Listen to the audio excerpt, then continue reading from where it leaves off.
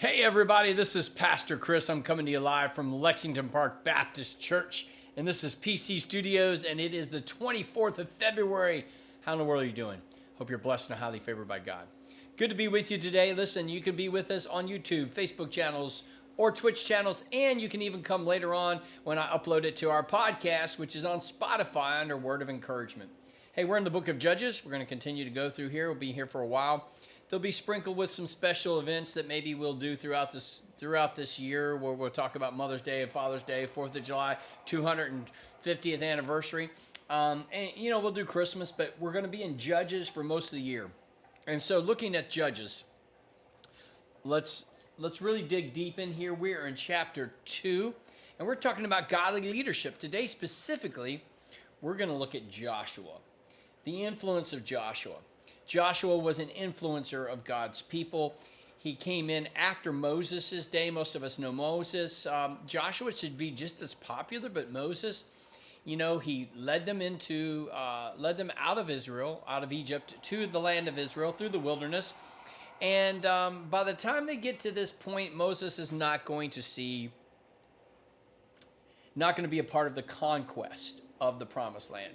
But Joshua will lead the battles, starting with Jericho all the way through. He will camp his headquarters in Gilgal, and he will launch successful battle plan to conquest the promised land that God had given to the people of God. He will focus the people to worship God. And here we pick up in chapter 2. It's more like a recap. So I started talking about this Sunday. So when we look at Joshua 2, 6 through 10, Judges 2, 6 through 10, it's very comparable to Judges 24, 28 through 31, the end of Judges. So why is this important? Most people, if you read and you're studying God's Word, you'll miss this. It's a recap. In the middle of, so we've entered Judges chapter 1, and we see that the task of the territories and the tribal leaders have been given. And here Joshua has assigned them their task. He's still alive, but they have their task. But the end of Joshua tells us how he dies, and then chapter 2 tells us he dies too in Judges. Now, why is this happening? We see the conquest taking place. We see now the territories taking place. We see that only Judah is actually doing what God has asked. Remove the inhabitants, tear down the idols, worship me alone. The other tribes have not. They're like okay living with the inhabitants of the land, and they're like, oh, it's okay that they have idols over there, we're going to still worship God. And there's this mix of confusion and influences, and they don't do what God asked them to do. And so what God is doing, and the author here of Judges is trying to do, is, let me recap for a moment. I've introduced now this time period called the days of Judges. I've introduced it to you. Now let me recap. Just like when you go back and watch a show and it gives you a recap of what's happened before to catch you up to what's going on in the present moment. So what we have here is this recap. So I'm going to read the recap that not from Judges 2, 6 through 10. I'm going to go back and read Joshua, how Joshua ends, because it's the exact language that's used in Joshua 2. And it says, after these things, the Lord's servant Joshua, son of Nun, died at the age of 110. They buried him in his allotted territory in Timnath Serah, in the hill country of Ephraim, north of Mount Gaash. Israel worshipped the Lord throughout Joshua's lifetime, and during the lifetimes of the elders who outlived Joshua, who have experienced all the works that the Lord had done for Israel.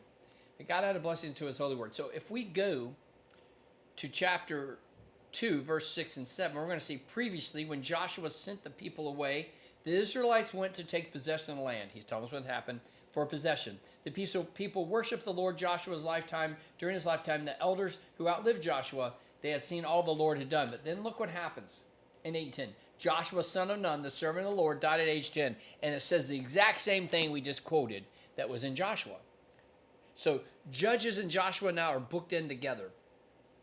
It's connecting the end of Joshua with the beginning of Judges, and telling us the importance of Joshua to lead us to this day, and how Judges, the people that live in the day of Judges, after Joshua's death, and after the elders that served under Joshua die, how they will fade away from generation to generation. This is an example that I'll talk about tomorrow. I will really talk about this generational thing tomorrow. But today, I want us to focus on the influence of Joshua. Joshua was an obedient leader. When you have a pastor, deacons, you have ministry leaders, you want them to be obedient to God and his ways. God cannot bless otherwise. And so this does not mean perfection. This does not mean legalism. But this means people that really love God, people that really love his own people, people that want to honor the Lord in what they do and how we conduct ourselves as God's people. Good intentions are not good enough. The good intentions must be supported by good actions. And so when we look at leaders, we want to see good intentions and good actions. Not perfection, not legalism. This is really important. I think sometimes we put people on pedestals and they fail. Listen, Joshua was put on a pedestal. Pastors do get put on pedestals to some degree. But they will make mistakes. So the more you put somebody up on the pedestal, the greater the fall. Hopefully there's not a great fall. And in Joshua, he's a man of integrity. Like me, I want to live as a man of integrity. Doesn't mean I don't make mistakes. Doesn't mean I don't have faults. Joshua, though, is a leader. And so I opened up the service this way. Who here is also a leader?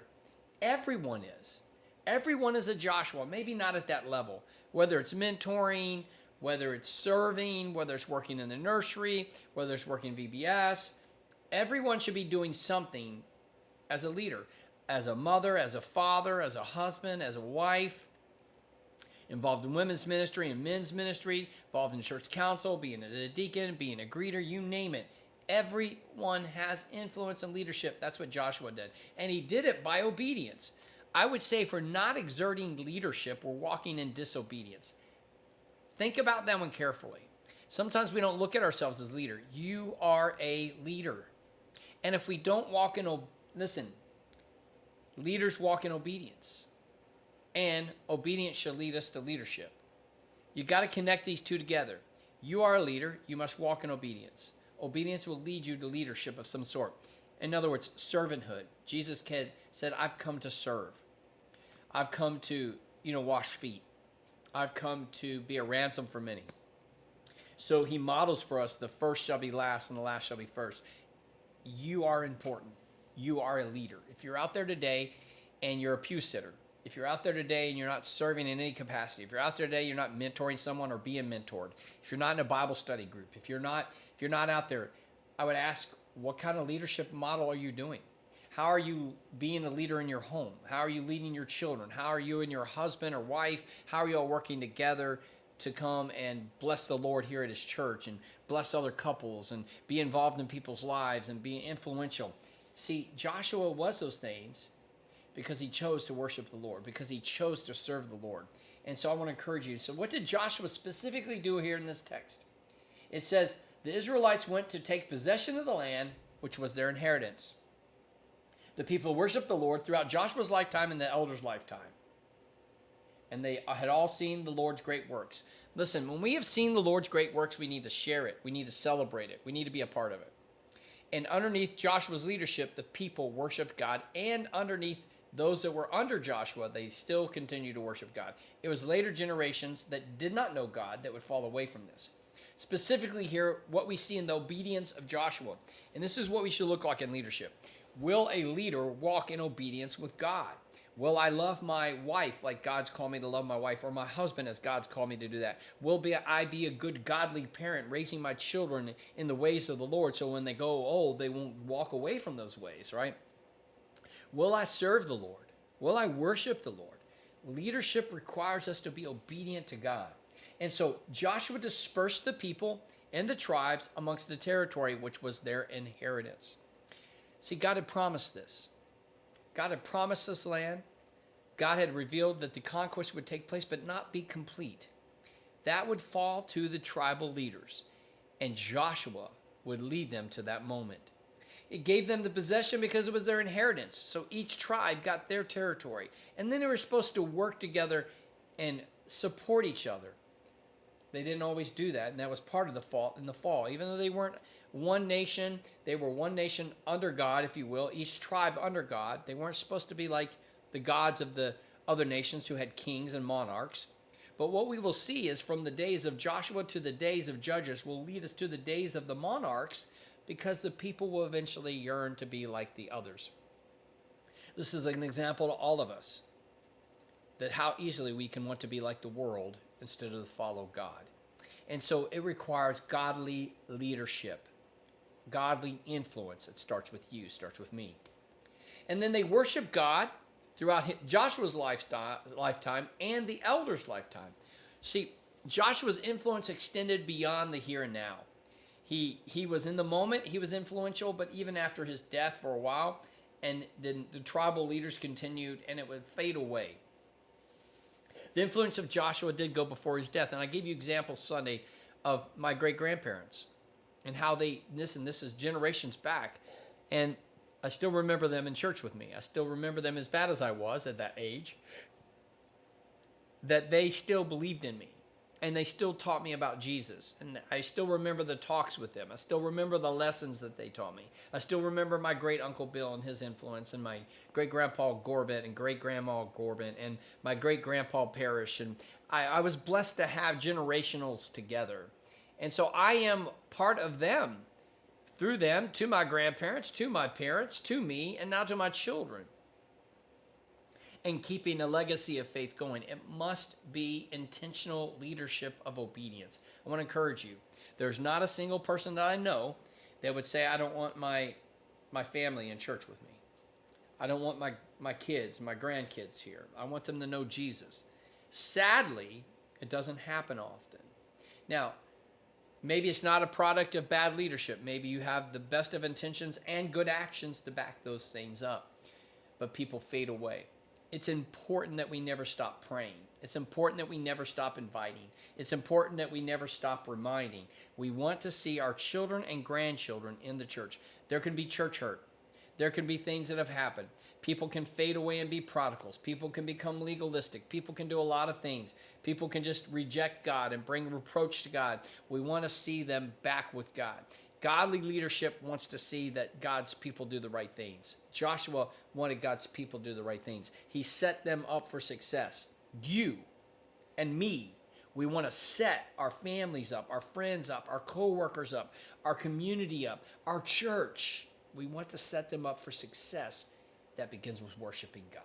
That begins with joining God at what God is doing. So this generation, they knew God. This generation knew the great things that God had done. So because they knew God and because they knew what God had done, they kept worshiping God. We need to continue to influence people to know God in a relationship and to know what God has done. We must never stop that focus on a relationship with Jesus and that focus on keeping God's commandments and knowing what God has done, that he is with me, that his promises, his provision, his protection, his presence, they go with me. Godly leadership focuses on knowing God and focuses on remembering what God has done. May we do those two things and do them well in our marriages, in our homes, in our private lives, in our church, in our community, in our world. And may, as we do that, may our leadership influence others, because God's working in our life, in a relationship, and we know what God has done and what he continues to do, and then we continue to pass that on to future generations. That's what Joshua did. Now tomorrow, we're going to see the effects of when a generation doesn't continue to carry on the legacy because they don't know God and they don't know what he's done. So let's do our part. Make sure we know God and that we know what God has done, and then we're teaching future generations those things too. Hey, God bless you. Remember these two realities. God loves you, so do I. I will see you here tomorrow. You take care.